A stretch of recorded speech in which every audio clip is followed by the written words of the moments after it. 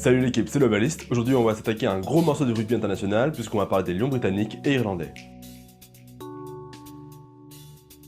Plus simplement appelés Lions dans le monde du rugby, il s'agit d'une sélection composée des meilleurs joueurs issus des 4 nations britanniques, à savoir l'Irlande, l'Angleterre, l'Écosse ou encore le Pays de Galles. Et elle a accueilli en son sein des monuments du rugby tels que Johnny Wilkinson, Brian O'Driscoll, Gavin Hastings ou encore le génial Gareth Edwards. Il s'agit d'une équipe qui se réunit lors de tournées qui ont lieu tous les 4 ans. Ces tournées se font un tour de rôle dans les 3 nations majeures de l'hémisphère sud que sont l'Australie, la Nouvelle-Zélande et l'Afrique du Sud. Ces Lions sont considérés comme la sélection ultime pour les joueurs britanniques, d'autant plus que la concurrence y est rude, et ce, à chaque poste. L'existence de cette équipe est centenaire, et comme vous commencez un peu à me connaître, on va faire un petit peu d'histoire d'abord.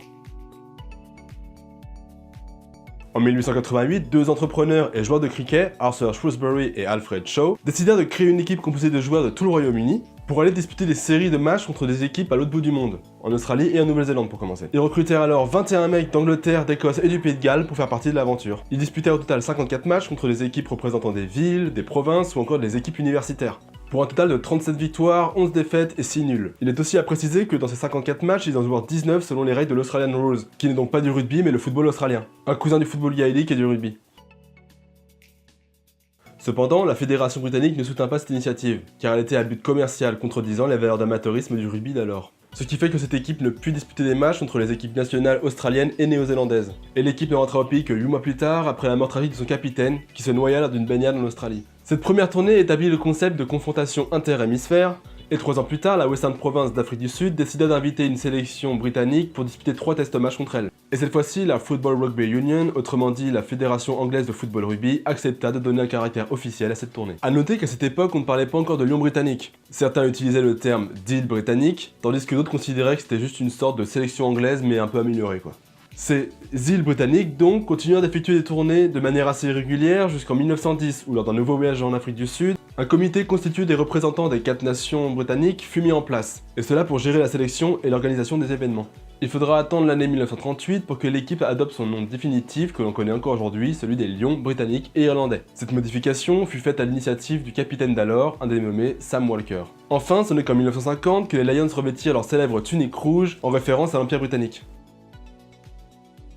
Les Lions continueront de jouer des séries de tests de manière irrégulière, parfois tous les 2 ans, parfois tous les 5 ans, voire tous les 6 ans, jusqu'en 1989 où le comité décida que les tournées auraient lieu tous les 4 ans sans faute. Et ce, soit en Australie, soit en Afrique du Sud, soit en Nouvelle-Zélande, selon un principe de rotation. En 1993, les Lions jouaient leur dernière tournée avec le statut d'amateur, le rugby devenant professionnel en 1995.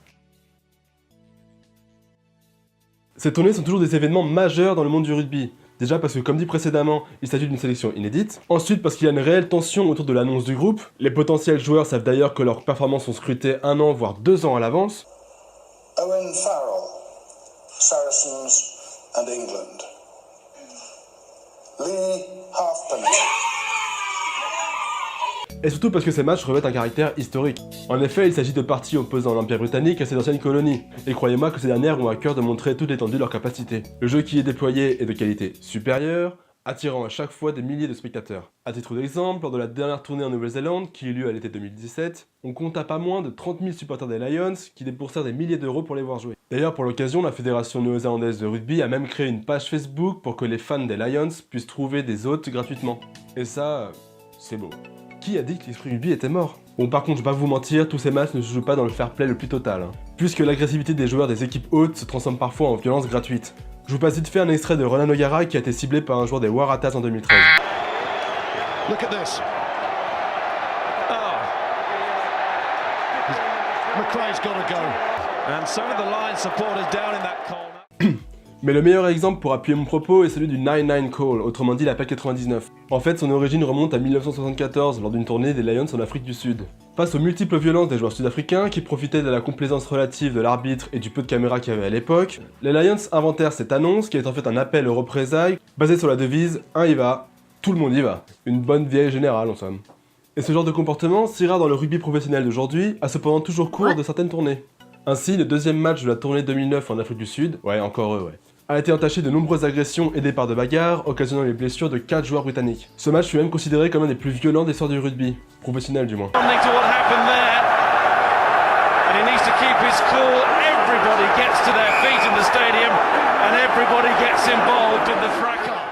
Et c'est pourquoi ces tournées sont si exceptionnelles. Il s'y passe toujours quelque chose, les matchs sont toujours hyper engagés, et l'intensité de jeu n'a rien à envier à une phase finale de Coupe du Monde. Et vous pouvez me croire que même si la prochaine tournée n'a lieu encore que dans 3 ans, l'espoir secret d'une sélection commence déjà à germer dans l'esprit de certains joueurs. Voilà, cette 3ème vidéo touche à sa fin, j'espère qu'elle t'aura plu. Si c'est le cas, n'hésite pas à mettre un like et à t'abonner. Moi je vous dis à la prochaine, et n'oubliez pas que chez nous le rugby, c'est une coutume.